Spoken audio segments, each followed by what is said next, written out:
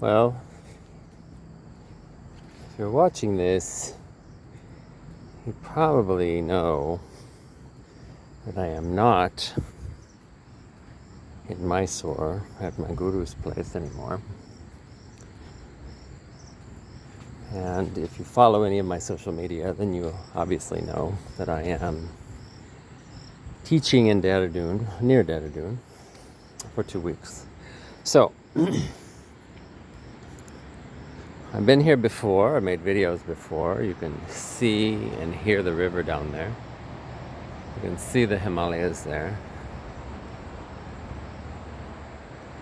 And this lovely Shiva temple is just a beautiful place that I never discovered before. My friend discovered it just recently, who lives here.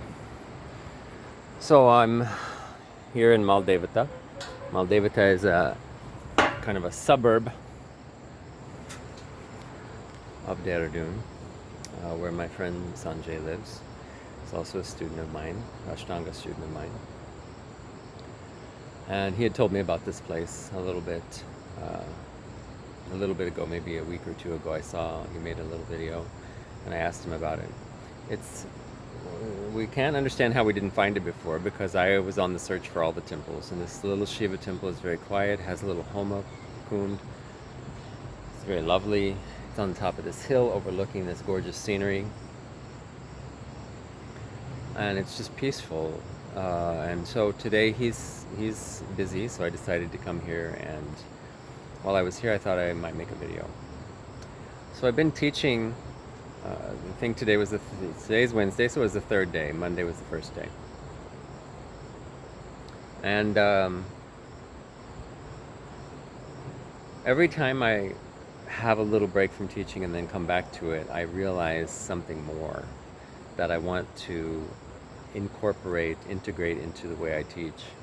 And so when I started on Sunday, I met with all the people, and I really thought about the energy of the group of people that was there. And I'm very sensitive to energy, and energy is something that I think about because I feel it so much. So I think about it quite often. And I really want to incorporate that more and more and more into teaching, because I really enjoy doing energy work. Not many people know. I don't do it very often. I do it sometimes. I studied Pranic healing, and I've done one of the levels and a little bit of other training from them. Pranic healing is specifically done by a Filipino guy who was China born, who spent time in India, who learned about Prana, who learned about Ki, they call it Ki in China, and how he discovered the different chakras that they don't focus on when you talk about it in the Indian way of talking about things, and how to cleanse that energy, and if there's too much prana, how to remove it, how to reinvigorate the prana if there's not enough, and how to sweep and clear the auric field of people, which immediately makes them feel better. Because I've said in other videos, it's a knowledge in some systems in the East that energy is always there. The energy just transmutes and becomes a new thing. So this physical body is a form of energy. But before that, I was still in this form as an energetic being. And the energy created the body to facilitate having experiences in this plane of existence. And then the body realizes we need something to help us kind of navigate this thing. So the body has the brain and uses the brain to create the mind. The mind is not in the brain. The mind is in the whole being. So the energy is the base level. So if you can clear and cleanse the energy fields of a person's being, you can help them significantly fight illness of all kinds, psychotherapeutic problems of all kinds. And so when I arrived here on Friday, so I was here a few days before I started teaching. My friend here has some of my books that I had purchased during the time we lived together when we were working for this certain company in Dehradun. Sorry, my hair looks a mess, and I didn't reapply my kumkum because I forgot after I teach, because when I'm teaching I'm sweating, so the kumkum runs and I wipe it off. Um, and I have a shirt on. Obviously I'm not at Guruji's because we don't wear shirts there. So I'm getting in public here, I have to have a shirt on. When I arrived, he has some of the books that I have, and I had completely forgotten that during the Pranic healing course, the first one that I did, we received the book on how to do elementary and advanced pranic healing in different ways. And a few other, there's a few other things inside the book. We get it for free when you do the course, though.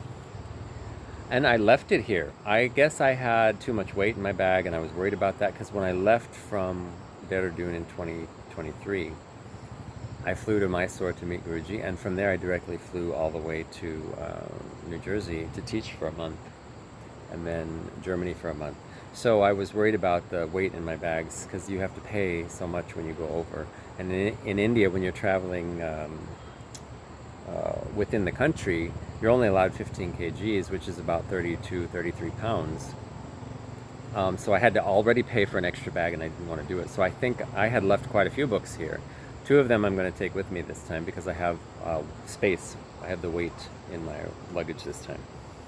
And one of them was the Pranic healing book. So I decided to finger through it and was looking at it. And I thought, after I learned the Pranic healing, I decided to integrate it into my being and use it in my teaching and use it in the way I do things without doing it as a separate entity. And it's fine that way, but sometimes when I started reading, I realized there's a lot of benefit in having a completely separate session of pranic healing. Because sometimes someone doesn't want to learn yoga. Sometimes someone doesn't want to do all the physical work that's involved with an asana practice. Sometimes someone doesn't want to really dive into the devatas and learn how to worship God and get mantras and do all that stuff that I teach within Tantra. Sometimes they just want to feel a little bit better, and if you can help them with that, what's wrong with that? So I'm rereading pieces of the book, reminding myself how to do that. So I'm going to start doing pranic healing sessions again. Once I fully integrate it back into my being, I'm going to take about a month and remind myself all the little ways to do it. If it takes longer, if it takes less time, that's fine too. But I wanted to let people know I'm going to start doing that again, because I see the benefit of it. So what I've already done is worked on myself a little bit, because you can clear your own pranic field. You can have other people do it also, but I don't have anyone here that's trained in it. So I've been doing it a little bit on myself, and immediately I felt better. I had some heaviness in my third eye chakra, on my brow. I have been thinking a lot, worrying about finances because my money is a little tight. I have allowed that to drag down into other chakras that are creating stagnation a little bit in some of the places. And one of the things that the book has reminded me is that when something is a temporary thing, it will slowly heal itself. But if you, as a pranic healer, can expedite, I should say, that process for someone, why wouldn't you want to do that? You can also make a little money doing it if you charge for it. You can do it for free if you want to. It's your business. But you can also do these processes on yourself, so you see the benefit and you can feel the benefit, and then you can be an advertisement, a walking advertisement for the benefit. I teach Ashtanga Yoga. I love to do it. It is a pranic system. You're inhaling and exhaling, you're bringing prana in, you're moving prana, you're using the Mula Bandha, Uddiyana Bandha to move the prana through the body. But again, if someone doesn't want to do that, you can do these little sessions with them, 20 to 40 minutes. Sometimes it takes a little longer, hour to an hour and a half, depending on the person, where their stagnation is, where their congestion is in their energetic field. And you know how to measure their aura using your hands, using the chakras, the energy centers in the body. You know how to gauge when there's congestion, how to gauge when there's not enough prana there. There's a word that's not coming in my brain. I think I just said it also. And I like thinking of the world as an energetic movement, an energetic being, an energetic flow happening at all times. So the more I can remind myself to stay in that flow, the better I feel.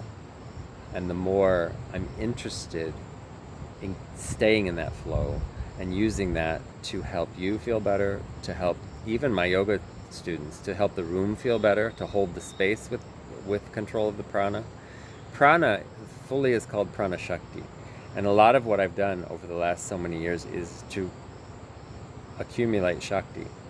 And what I had to do and what I started doing what I began doing when I was after I did the pranic healing training was learn how to not allow the Shakti to over congest itself in certain parts of the body and in certain parts of the energetic field, and keep it flowing, keep it moving, so that you feel younger, you look younger, you have more energy. And I'm 55 years old. I might look 55 to many of you, but inside I feel really fucking young, and I feel really great. I feel like I have a lot of energy. I have space in my being to climb these mountains and to come and swim in these rivers and enjoy this life, and to teach every morning for 2 hours and to really, really dig into life. One of the biggest things we forget is we're supposed to be here in these bodies to live life. And if our Shakti, our prana is low, we have a hard time doing that. If we've done some things that have taught us to accumulate prana and Shakti and it's too high, it causes also a blockage of a different kind. It needs to be in a certain balance. It needs to be in a great access to our being. To when I need the prana, it's there. I can go grab it and use it to drive up and to be awake and to go into the mountains and to do what I want to do in life. And it also needs to be able to calm down and shut down whenever I need to go to sleep, take a nap, or go to bed at night.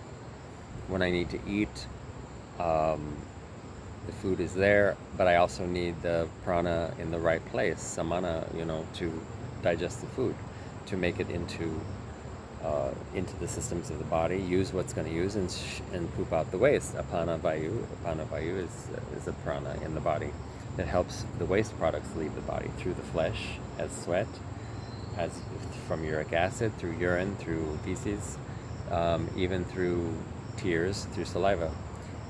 All of these things need to work, and the prana needs to be balanced for all of that. And if I can do that for myself, and I can remember how to do that for other people at all times, and keep that in the forefront of my mind when I'm meeting you.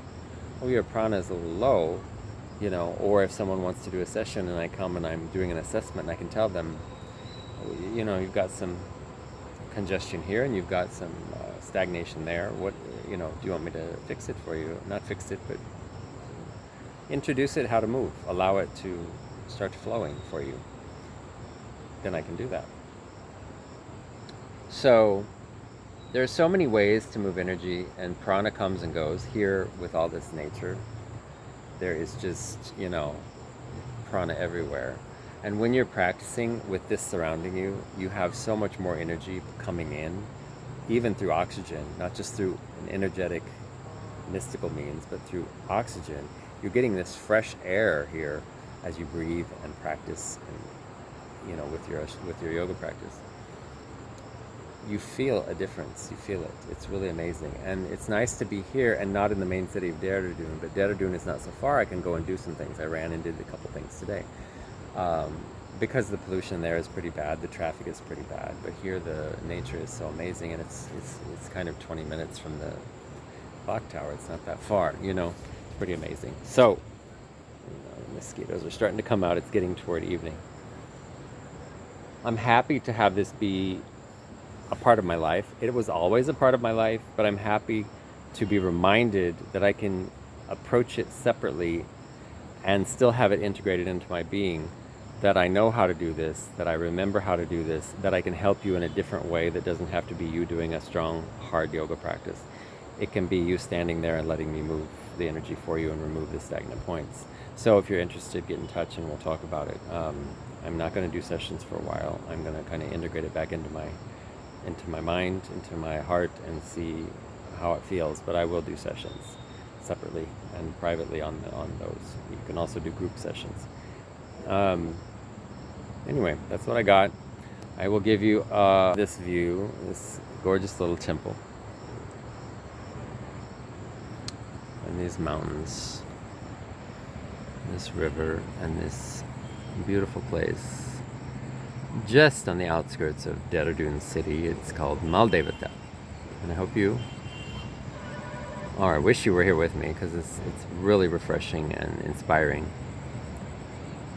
I'm happy to be here, and maybe one day you can get to some place like this near the foothills of the Himalayas and really have some great experiences. So I'll talk to you soon. Ciao.